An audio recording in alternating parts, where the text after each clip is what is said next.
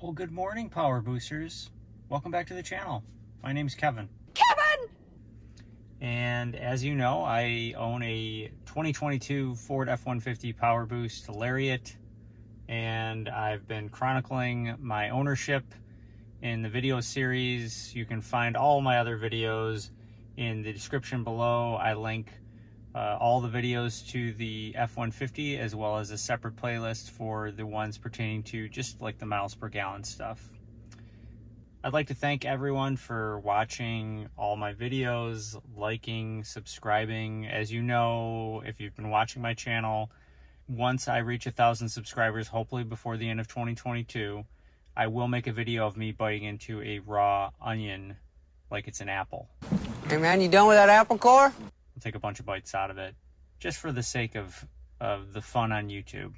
And just as a gesture of appreciation for you guys liking, subscribing, and commenting. There's a lot of you guys out there that are way smarter than I am, and I appreciate you commenting and giving everyone else who reads the comments some useful insight. As you know, I'm just a guy. I'm the dude who's reviewing, from my own perspective, a truck, that my very first truck, and I think it's pretty cool so far. And I thought that this would be a good opportunity because I just got to 5,500 miles on it, that this would be a good opportunity just to kind of go over a couple things, my impressions so far. Obviously, I did my likes and dislike videos. You can find those, but just a few other things that I thought I can mention in this video as just a little update that now that I've owned the truck for a few months.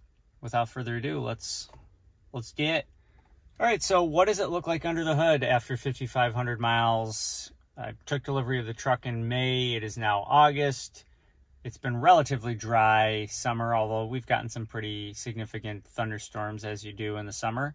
So I'm going to overlay lots of footage here of things that I took so you can see what it looks like under the hood right now. There was another viewer that mentioned in one of the comments that they were getting some leaking on their engine cover, that little rubber engine cover there. And you'll see that little seal like right in the center on the top there.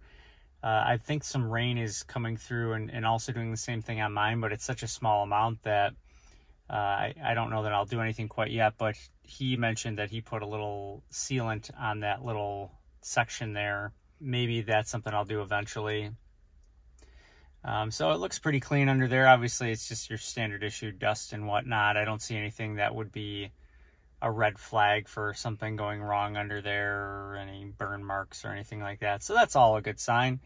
And as you know, for the most part, I've really not experienced any issues. The only other thing that I can say that I had happen to me, which I think was an electronical glitch having maybe more to do with the interface between Apple CarPlay and this infotainment system, is when I one time played some music through Apple CarPlay, you could see, or you could only hear out of the right channel.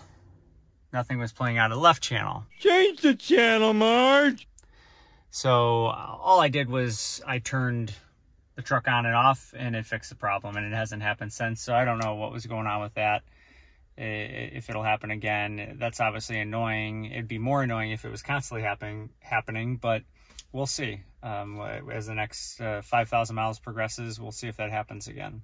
Let's see what else. Okay, so the mats, I opted not to get the carpet mats because it was cheaper to do so. Obviously, what you have to, with these trucks, eventually say what's your limit and try and stay within it. Stay in your lane, bro. And that was one of the things that I ditched because it was a couple extra $100 to also have the carpet mats, which I usually have in my cars. I like to have the carpet mats running during the summer, and then in the winter I run the rubber mats, or the winter and the fall or the spring, you know, when it's muddier and more wet. But I don't have that here, so I'm going to be running these mats all year round, so it's going to involve a little bit more maintenance on my end to keep them clean. So you'll see in the videos that I overlaid here, obviously the driver's side one is the dirtiest one. I haven't done any vacuuming yet.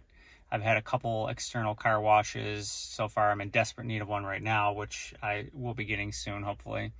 It just, we're expecting some rain in the forecast, so I didn't want to do it right away.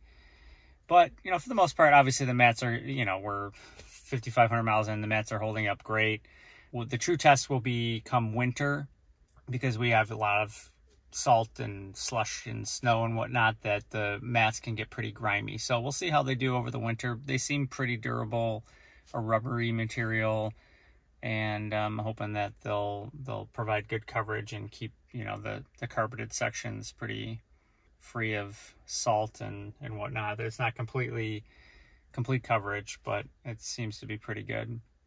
Then there's just, you know, the minor dust that starts to accrue. I have a microfiber cleaning cloth that I keep in the center console here, and, you know, I'll overlay some video of this as well too. Of, you can just see in the cup holders a little bit of the dust collecting, and that's the hard to clean stuff.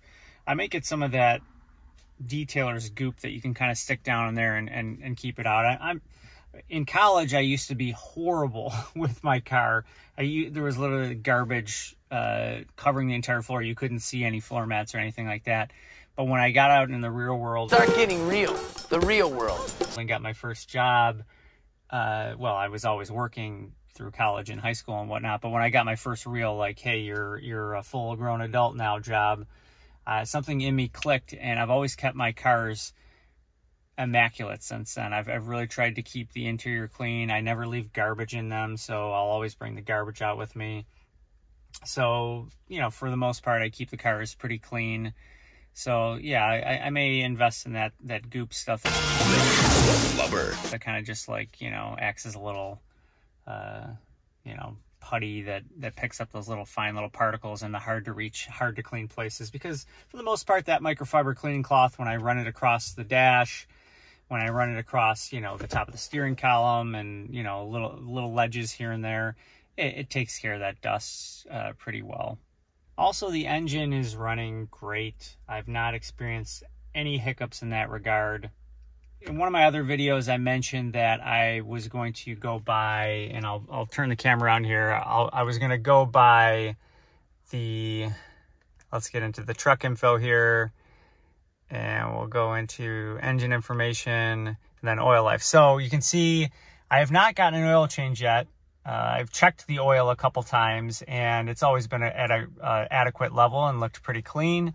And it shows that I'm at 58% oil life now, with 5,500 miles, or 5,598 there, as you can see. So I'm going to go by that. I'm going to go by the indicator on here, and when it gets down to, you know, maybe 20% or something like that of oil life, maybe a little higher than that, I'm going to get the first oil change. I'm going to try and trust the technology. If they're putting it in the truck, I know a lot of people like to get their oil changed almost immediately after getting a truck and whatnot. The truth of the matter is, and this may irk some of you out there, is I don't tend to keep my vehicles for longer than 5 years. That's probably on the long end of things. It's just the fact of the matter. I drive a fair amount for work, and I've kind of just come to the realization that I prefer to just have a car payment, trade in the cars after a few years or so, and just run with the newest car, and hopefully worry less about long-term issues with the truck. So I don't generally sweat, you know, what a truck is going to do at 100,000 miles. I know there's a lot of you out there that are going to go, oh, this idiot. What an idiot! Oh, what a loser! And I don't blame you.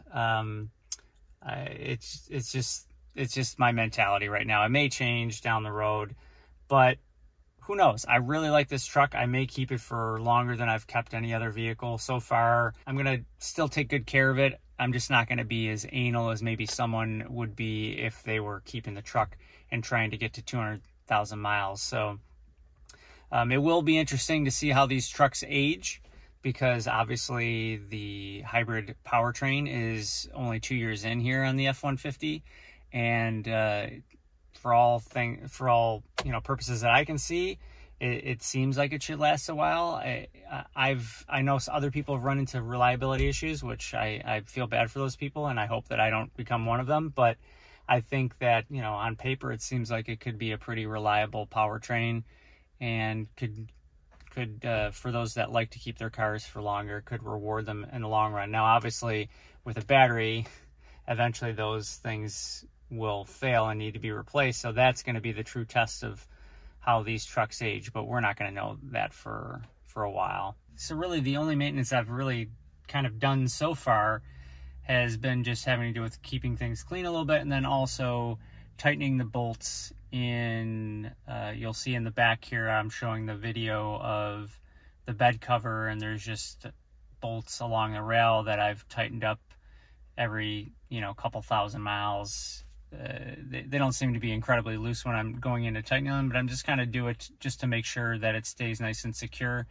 And then also you saw my video where I installed the mud flaps and the wheel well liners. I've just gone and checked the bolts in those as well too, just to make sure, and those were fine as well too. So I think those are things you just, if you install an accessory like that, you kind of have to check in on them every once in a while to make sure that they're okay, but it's not an annoyance. I keep a socket wrench in the center console. I've got plenty of room left over in there. I could put a full tool set in there if I really wanted to. Yeah, so that's the video for this week. It was only a quick update, 5,500 mile update. I've got some other cool videos coming down the pike. I just filled up my tank with 93 octane for the first time, and I'm going to run 3 tanks on that. So that's a video that'll come out after I've got those 3 tanks under my belt, as it were.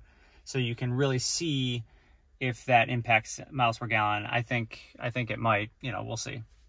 And then I'm going to try and do the obligatory 0 to 60 tests, but there's really not a lot of good places around here where I'm at to do it. So I'm going to have to really research that. So that may or may not be coming soon. It will eventually come, but I need to find a safe spot to do that where I'm not going to put anyone in danger or get a ticket. All right, man.